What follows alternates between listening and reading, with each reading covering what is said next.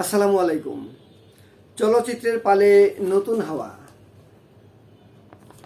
আমার বন্ধু আলাউদ্দিন মজিদ ভাই বাংলাদেশ প্রতিদিন পত্রিকায় গত বৃহস্পতিবার এটা লিখেছেন। তো চলচ্চিত্রের পালে নতুন হাওয়া, এখানে তিনি অনেক ছবির আয় এবং ব্যয়ের হিসাব দিয়েছেন।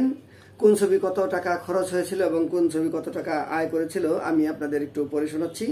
তিনি অনেক কিছুই লিখেছেন ছবি সম্বন্ধে, তো এখানে অত কিছু আমি বলবো না।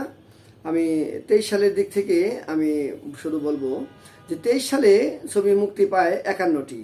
এর মধ্যে আয়ের শীর্ষে ছিল প্রিয়তমা ছবিটি, শাকিব খানের এবং কলকাতার ইধি কাপালের প্রিয়তমা। আপনারা নিশ্চয়ই ছবিটা দেখেছেন এবং গানগুলো খুব হিট, ও প্রিয়তমা। তো ওই ছবিটি ব্যয় হয়েছিল 4.5 কোটি টাকা মাত্র এবং আয় হয়েছিল 44 কোটি টাকা।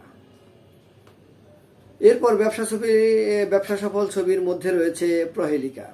তাছাড়া গড়পড়তা ভালো ব্যবসা করেছে জিন, লোকাল, লিডার, আমি বাংলাদেশ, ক্যাসিনো ইত্যাদি। 2024 সালে মুক্তি পায় 53টি ছবি। তার মধ্যে অসাধারণ ব্যবসা করে তুফান। এই তুফান ছবিটি নির্মাণ ব্যয় হয়েছিল 10 কোটি টাকা এবং এটা আয় করে 56 কোটি টাকা। তো চিন্তা করেন এই যুগে 56 কোটি টাকা আয় করা একটা সিনেমা দিয়ে, এটা কিন্তু বিশাল ব্যাপার।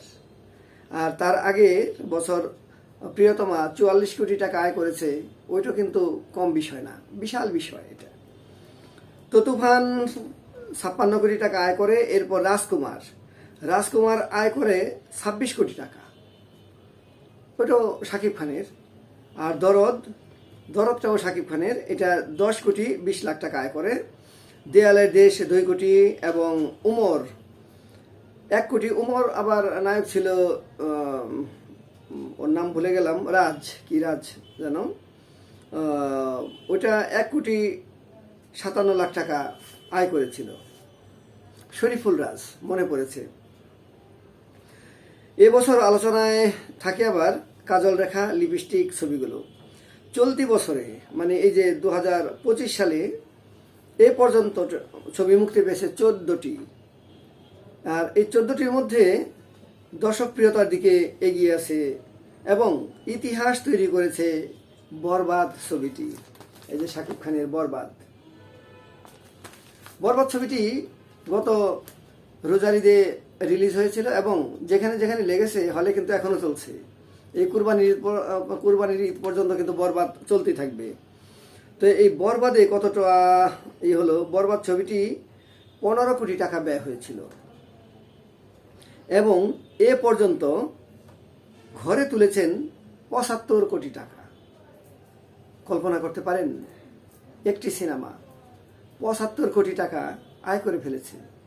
এটা কিন্তু আরও আয় করবে, দেশে বিদেশে আরও আয় করবে এবং অনেক হলে চলবে। ইউটিউব আছে বা অন্যান্য প্ল্যাটফর্মগুলো আছে, ওটিটি আছে, অনেক টাকা আয় করবে। মানে দেখা যাবে যে 150-200 কোটি টাকা ছাড়িয়ে গেছে, মানে কয়েক বছর পরে দেখা যাবে। তো এরপরে আছে জঙ্গলি, চক্কর ও জিন সন্তোষজনক ব্যবসা করে যাচ্ছে। এতে সিনেমা হল মালিকরা বেশ ফুরফুরে মেজাজে আছেন। অনেকদিন পর তারা উল্লেখ করার মতো লাভের মুখ দেখেছেন এবং চলচ্চিত্র নির্মাতাদের কাছে নিয়মিত এবং অনেক ভালো ভালো ছবি চাচ্ছেন। তারা বলেছেন তাহলে মৃতপ্রায় ও দৈন্যদশায় পতিত সিনেমা হলগুলো তারা আবার চাঙ্গা করে তুলবেন।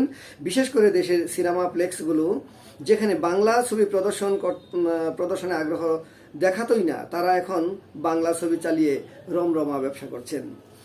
তো এই ঈদে আবার শাকিব খানের ছবি আসছে তাণ্ডব। দেখা যাক তাণ্ডব কেমন চলে। আমার বিশ্বাস তাণ্ডব খুব ভালো চলবে।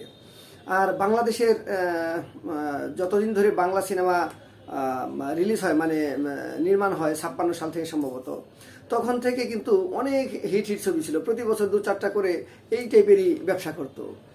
তো সবসময় ছবি ব্যবসা ছিল, এখনও আছে। এখন যে সিনেমা হল নেই, সিনেপ্লেক্স আছে, তারপরও কিন্তু অনেক ব্যবসা। আর সিনেপ্লেক্সের টিকিটের কিন্তু দাম কম না, অনেক বেশি টিকিট। যাক, তারপর মানুষ দেখছে আপনারা বাংলা ছবির সাথে থাকবেন। আগামীতে ঈদে রিলিজ হবে তাণ্ডব সহ কয়েকটি ছবি, সব ছবি আপনারা দেখবেন। এখন ছবি খুব ভালো মানের হচ্ছে, পরিবার নিয়ে হলে যাবেন এই প্রত্যাশায় এখানেই এ পর্যন্তই। আসসালামু আলাইকুম।